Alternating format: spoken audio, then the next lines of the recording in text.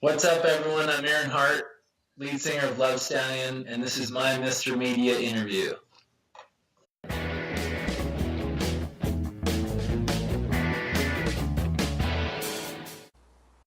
Watching the Denver-based band Love Stallion takes me back to the 1980s when glam and hair metal bands were all the rage, from Motley Crue and Rat to Def Leppard and Whitesnake. To me, it was a fun, sometimes frivolous time with bands and music to match. It was loud, raucous, and the chicks dug it the most. Can't believe I'm still saying that line. Joining me today is Aaron Hart, lead singer of Love Stallion, which is a bit of a throwback to a kinder, gentler age, and yet it seems pretty damn fresh today. Hart will be performing 2 songs live on the show today, the Love Stallion single, slow release, plus Valentine. And Aaron Hart, welcome to Mr. Media. Hey, man, thanks for having me. Delighted to have you. I was kidding you before that I was afraid you were going to show up to the interview with like a crew cut, and I thought, well, that'll blow the whole thing. You got to have the hair, don't you? You got to. Part of the job description. Do you ever have a moment where you want to cut it, or have you cut it since you've had the band? Or I haven't cut it since I had the band. On occasion, I tell people maybe on the 3rd or 4th CD I'll go through my Billy Idol phase, but not for now. Oh, nice. No. Nice. Well, this is a good time to point out that Billy Idol. I interviewed Billy Idol. People can hear the Billy Idol interview on Mr. Media if they go looking for it. Cool. So the other thing I want to mention is that you are not the only member of Love Stallion. So why don't we, right at the top, tell us about the guys in the band who are not doing the interview with you and what they play and what they do. Yeah, so the current lineup is Seth Cross is on drums, Tay Hamilton is on lead guitar, backing vocals, and Sabrina Bodwin on bass and backing vocals. Oh, we've got a lady in the band. I like it. We do. I like it. And she's long, beautiful hair. Well, her, of course, we'd expect that, wouldn't we? So is the lineup of the band different today than a year or two ago? Yeah, the band we started about 5.5 years ago. It was the end of 13. My buddy Rob, a.k.a. Creighton Huntley, and I started writing for it. And we didn't play our first show till May of 15. And we kind of cycled through some members, really, because the project was still developing, and it felt like every couple months we kind of had a new vibe. We had new songs. We kept adding to our performance. So it's really continued to grow. And the current player is actually Tay and Seth playing another local band as we played some shows together and how I met them. And Sabrina was my guitar tech for 2 years. So it was kind of people kind of close around the project that we worked with. So Rob took a step out from the band about 2 years ago for some personal stuff, and we finally have really settled into a really good groove, good vibes, and good lineup. I got to ask you something about Rob. I don't know him. I've only seen that I think his given name is Rob McLemore, but he goes by Creighton Huntley. Okay. Yep. I gotta say, if I had the name Rob McLemore, that sounds more rock and roll to me than Creighton Huntley. Why would he go with an alias? I just have to ask. Good question. He definitely likes a lot of Brit rock and huge Pete Townsend fan, and a lot of the that's a good question. I always thought it was a cool name too, but I'm not sure. That's kind of his rock and roll alter ego, though. Right. Well, the first thing you said was he's into Pete Townsend. So, as far as I'm concerned, he can do no wrong. And tell me, had you ever had a band with a woman in the band before? Because you know how these things are. A lot of guys' bands are just guys. So, is that new? Is that different? How does that dynamic work? Yeah, I have never been in a band with a girl, but yeah, we had for our Steel Panther show back in January, we've been working with a guy on a couple gigs, and he couldn't make that. He was double booked, so my lighting sound guy said, well, what about Sabrina? She's exceptional guitar and bass. Hmm. And so it just kind of felt really seamless, and we've always had a good rapport, and she fit right in. So I guess the gender thing didn't really even cross my mind. But I know it seems to create a lot of drama in other bands, though.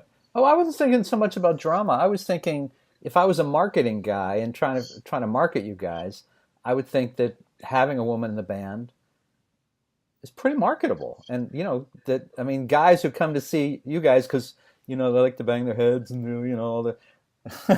I mean, Yeah. have a woman up on stage. It's like it's a little extra.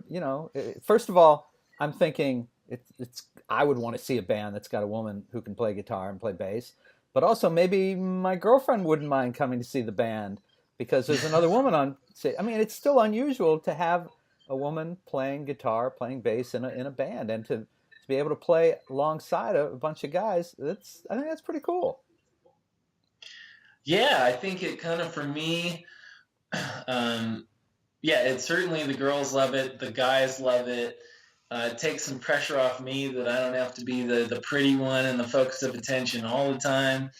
And she's also, I mean, she is so talented. She has such a great vocal range. So I've been singing all the high harmonies and all the leads all the time. So kind of gives my voice a little bit of a rest too. So, but yeah, so the last couple of shows, people just kind of loving her talent, her stage energy, and how it's really gelled with the band.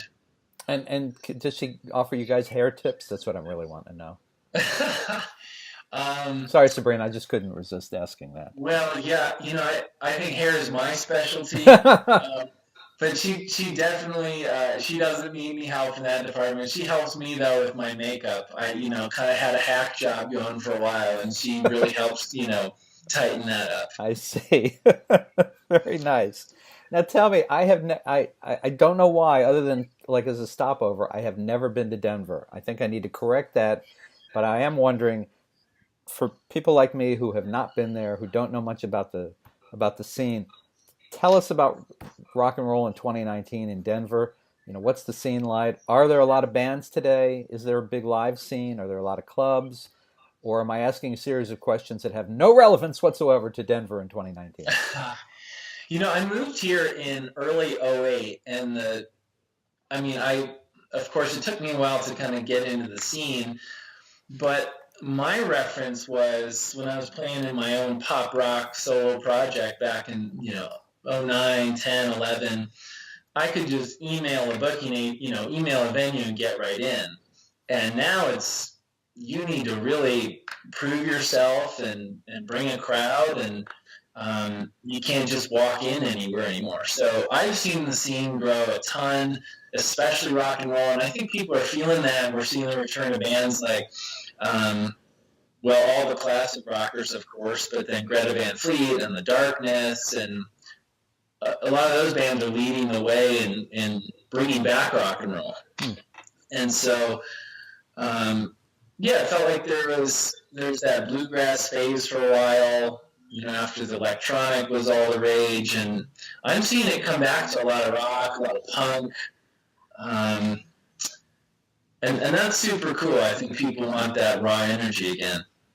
And where, if I got on a plane tomorrow and I came to Denver, and let's see, we're recording this on a Wednesday, so yeah, tomorrow night's Thursday night, start of the weekend, right?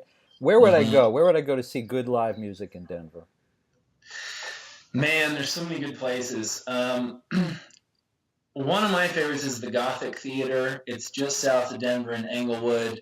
I live kind of right by downtown. There's a ton of venues, Bluebird, Ogden, and then some real small clubs like Larimer Lounge and Globe Hall. But, man, there's so much music going on just about every night. But I'd say you got to get out at least to Red Rocks, because that's one of the most beautiful venues in the world, and that's kind of one of our bucket list items to play there one day. I was going to say, I know Red Rocks because I think U2 famously recorded an album there, didn't they? I think they did a live DVD. Yeah, and then they said they'd never come back because they could never play a better show or have a better experience there. They didn't want to ruin it. I thought, yeah, I thought it had some special connection for them, and I Mm-hmm. think I had read that one of your dreams is to eventually get to play there. Oh yeah, Yeah, absolutely. that would be cool. Well, I hope you guys get that opportunity. Now you're going to do two songs for us today. The first one I think we talked about was going to be slow release. Uh, it sounds potentially kind of like a sexy theme. I don't know. Do you want to set it up a little bit? Tell us something about it. Yeah, it was actually one of the first two songs Rob and I wrote. Slow release, definitely a double entendre, but it's definitely like a letting things go and party rocker.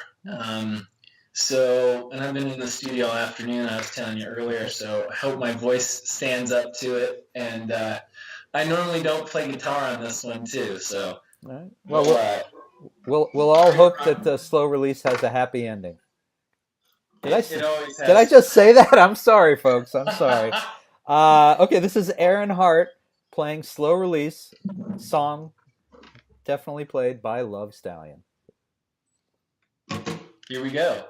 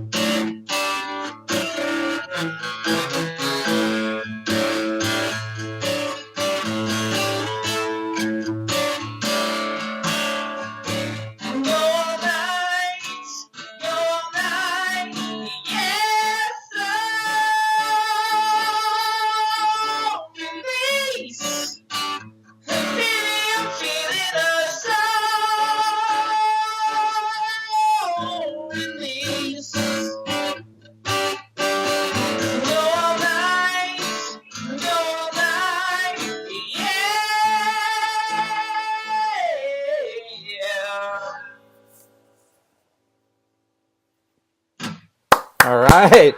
Very nice. Thank you. That's harder on the acoustic than the electric. Well, I was going to ask you, have you played that much on acoustic? I mean, you seem very comfortable with it, but I'm imagining on stage it's mostly an electric song. Yeah, I grew up, playing acoustic and had my pop rock band for years. But for this project, I'm pretty much half playing electric and half just singing.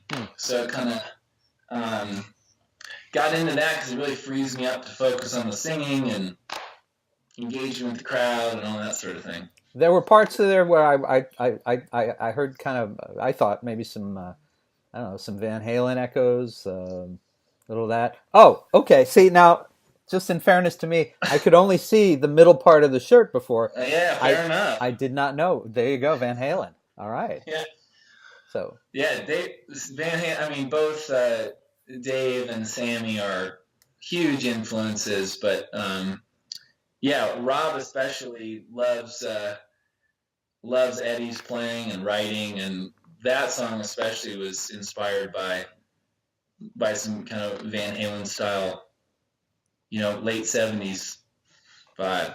had a sense of that. Yeah, I was flashing back to seeing Van Halen in '84. They did their 80 in 1984. I think that was the album, wasn't it? 1984. That was the name of the album. Mm-hmm. They Yeah. I believe that they launched their tour not far from here in Lakeland, Florida. So it was there covering it when they launched the tour. And man, they were David Lee Roth at his height, and Eddie and the original lineup of the band. It was insane, absolutely insane. Yeah. That was, I think, that was when Eddie started playing keyboards a bit, introduced a little different sound to the band. Yeah, it was very cool. So Yeah. yeah, well, if you're going to be influenced by somebody, might as well be the best. You know. They are the best. Yeah, I mean. Yeah. So let's talk a little bit about songwriting. How many original songs does Love Stallion have at this point? And are you writing frequently at this point, or how does that go? Yeah, so we cut the record Unforgettable Ride last June with 9 tracks. We probably had 13 or 14, but some of those songs we played once live and it didn't really resonate, or we didn't feel it, or so I needed to rewrite, and kind of never got back to them. So right now our catalog's about a dozen songs. We've kind of chucked some along the way. And this afternoon I was in the studio with my buddy Chris Bloom here in Denver. He's a local producer. And we just about to finish a new one. And so, yeah, we're right now writing the second record. But, yeah, call it a dozen, but we're trying to hit 20 by the end of the year, 2022, and get that second record out next spring. So when you guys play at this point, I'm guessing that you almost have to do some cover songs for a complete set, or no? Are you doing all original? Yeah, we stick to all original. Most of our sets have been about 45 minutes or an hour. So if we play every song, we're at about an hour with our drum solo. And but yeah, that's in order to get on the road and have a little more variety, we're working hard to get some of those. A lot of just kind of unfinished tunes done and out the door. Get those recorded. Is there one or two songs that you do cover, or you don't cover anything at all? We covered one song in the history of the band, and it was "Kickstart My Heart" by Motley Crue. Oh, great song. Yeah, we were. It was at our CD release show last June, and we kind of did that cover to bring up the two other bands that we played with, Jacob Cade and Hot Apostles, which Tay and Seth, now also in my project, everyone kind of joined us on stage, and we had 3 guitars, and they were taking turns soloing, and it's kind of like a family band song. Mm-hmm. But yeah, I think we tried to avoid covers so as not to confuse the brand. I think a lot of people, when we started, would come up and say, "You guys are awesome, but I didn't recognize any of those songs." Yeah. And you should totally play, some Motley Crue or some Kiss. We've intentionally stayed away from that. I think the trick over the years that I've noticed anyway is when a band does mostly originals, but they do pick a song to cover, it's something that not necessarily everyone knows. Like you wouldn't do Detroit Rock City or something it wouldn't be something that everyone knew. It might be like it might be a Kiss song or a Rat song or something where you make it your own so that people who don't know the song think it's yours. It fits your Totally. repertoire. That's why I was curious if having a dozen originals, you might slip a cover in. So that's yeah, I was just curious about that. Yeah, we've been toying with it. It's just finding the right one and then figuring out the arrangement. But I think that'll happen. It'll find us. The second song you were going to do for us is Valentine. That sounds like one of those ladies love Aaron Hart songs. I'm just thinking, it's like, where does this song come from? Tell us about this song. Yeah, so I actually just released a solo EP called Valentine, 3 songs on the piano. But I originally started writing the song on piano, and we finished it full band, and then they kind of inspired each other, the band version and the piano, and I ended up rearranging the piano. But yeah, it's kind of a somewhat stream of consciousness, nostalgic infatuation, kind of inspired by a Valentine's date from years ago. But it's the ballad on the record, and it is meant to kind of tug on the heartstrings a little bit. I think it's LLAH, right? Instead of LL Cool J, it's LLAH. That's right. Yeah, okay. All right. So you're going to play piano for this song. I am. All right. Yeah, it's hard to translate a lot of the rock tunes onto acoustic, but this one will be great because I got my piano right here. Awesome. Well, whenever you're ready, we're looking forward to it. All right. See everything all right?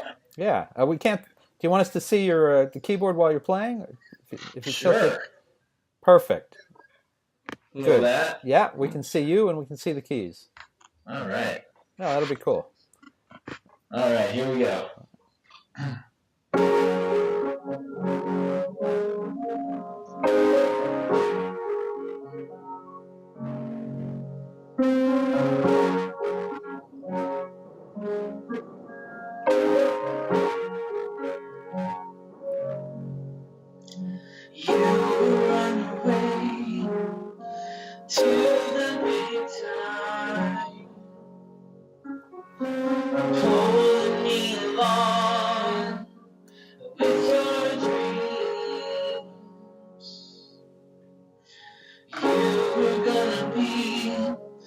Gonna be a big star, taking over me with your eyes. Hey Valentine, let me kiss you one more time. Don't let you walk right out of my life.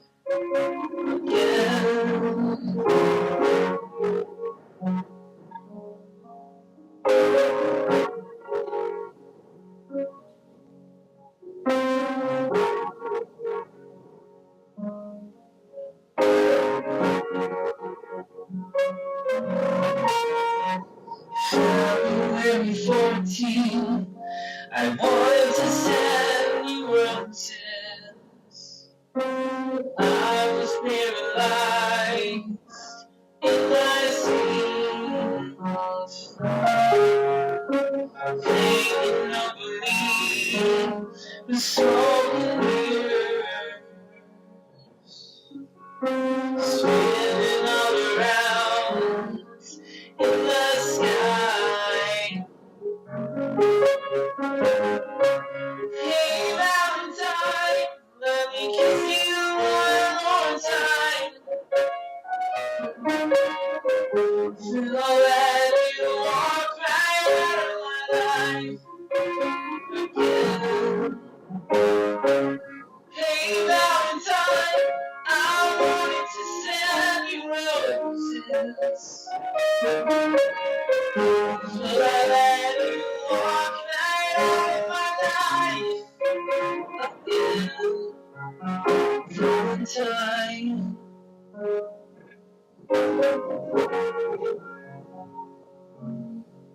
Valentine.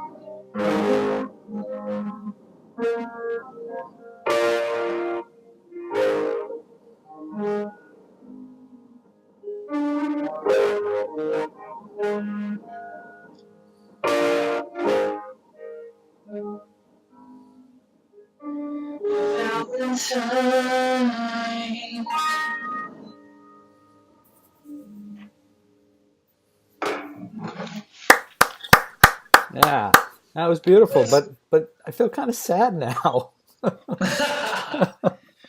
Well, then we'd normally pick you back up with a slow release and a happy ending. Oh, there you go. It's very nice.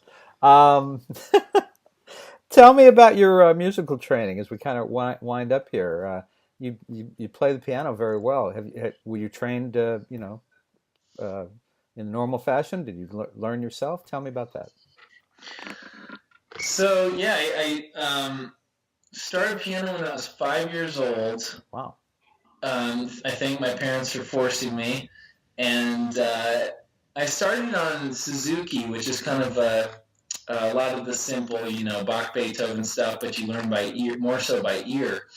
At least the teacher I started with, and then got into sight reading, 8, 9, 10 years old, something like that. So I've been playing piano my whole life. That's kind of my primary instrument. I didn't get a guitar until I can't remember why. I earned it some summer in middle school, and after that, I kind of, piano became kind of secondary, and I trumpet in middle school, and I immediately quit that the second I got a guitar, and everything became about rock and roll. Very cool. Well, so speaking of being about rock and roll, I have to ask you about the band name, Love Stallion. Is that is there any connection with that and the Bill and Ted's Most Excellent band name, Wild Stallions, or is it just where? It's not, but that name is a most excellent band name. Love Stallion.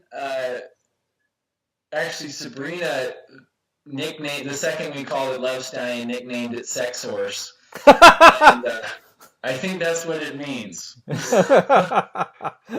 But yeah, buddy of mine, Elon, one of my best buds, was helping me brainstorm, and my last name's Hart, and we kind of, we call each other Stallions. That's like our group of guys, and so that was one on a very short list, and the second I saw it, that was it. Knew that was it. So Sabrina calls it Sex Horse, but she doesn't have any problem being in this band, huh? Oh, not at all, not at all. So she, let's see. So yeah, we were originally called Big Rock Radio after one of our tracks, and that was kind of the vibe we were going for, like that. David Lee Roth called it the big rock sound, like the stadium arena rock. And the problem was people would confuse us for a tribute or a cover band. So we had to change it, and Sabrina's been there since the beginning. And I didn't even know that was the nickname of the band until 6 months after. So we had a good laugh about that. That's pretty good. Pretty funny. Okay, last question. I'm thinking if you could go back to the 1980s and be a fly on the wall in any band's dressing room, where would we find you? With Freddie Mercury. Really? Oh yeah. Okay. I of course I've seen the movie several times, Yeah. but I remember being, gosh, 6, 7 years old when I heard Bohemian Rhapsody for the first time. So that was probably right about the time of his death when it resurged on the radio. But his writing, I'm hugely influenced by a handful of people, Brian Wilson, Michael Jackson, Freddie Mercury, but Queen's music they don't have a single bad song. They're exceptionally talented. I've read and studied them and watched all the videos, and they just have such depth of musical understanding. They're intellectuals, but they're also super crazy party guys too. So, I think he's just one of the greatest rock stars in history, and I just like to be around that energy and the discussion and see how that all happened. Did you get to see them open the Academy Awards the other night? I didn't. No. I saw Adam Lambert with Queen about a year and a half ago. Unbelievable. Just unbelievable. And Adam Lambert, they couldn't have picked a better guy. I mean, he should have won American Idol, but he's one of the greatest singers on this planet. And I'd love to know how the hell he got that that voice and that control. And anyway, Queen's just one of my all-time favorite bands. Yeah, that's great. Yeah, it was a great movie. I was so happy that it did so well this year. Folks, listen. You can find Love Stallion's music in great stores everywhere. You can order and download it right now at a great price at MrMedia.com. If you are watching or listening to the show on MrMedia.com, MRmedia.com, right below the video or below the audio player, you will see art for the music. You can click on it. It'll take you to Amazon. You can download the songs right now. Very fair price. I think you'll really enjoy it. And Aaron, you guys play out from time to time. We're recording this at the end of February. Where will people find you maybe in March or April? Will you be out playing? Yeah, we'll be March 16th at Three Kings Tavern here in Denver. We're headlining, and it should be a pretty crazy St. Patty's party vibe. And then April 13th, we're opening up for Kicks, actually, at Herman's Hideaway in South Denver. So Very cool. Very cool. And website is what? LoveStallionRocks.com. Got to get that in, right? That's right. Do you guys do social media, Twitter, Facebook, all that kind of stuff? Yeah, we're Facebook is just Love Stallion, Instagram's Love Stallion Band, and then we've got a YouTube channel too with we just did music videos with Arcadian Pictures for Big Rock Radio and Valentine, and we even did this 25-minute behind the scenes making of Big Rock Radio, which is absolutely hilarious. So yeah, we've got a few more videos coming this year. So yeah, love to connect with everyone. Very cool. Well, Aaron Hart, it was a lot of fun to meet you. I enjoy the music greatly. Thank you for playing, and thanks for joining us on Mr. Media today. Thank you, man. Appreciate it.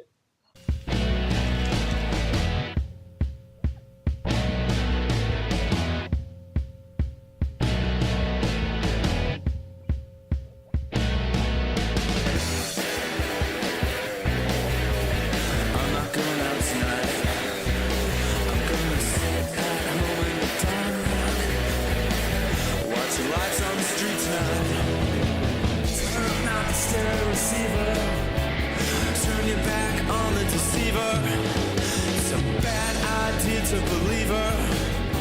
A bad idea to believe her. Turn up the stereo receiver. Turn up the stereo receiver.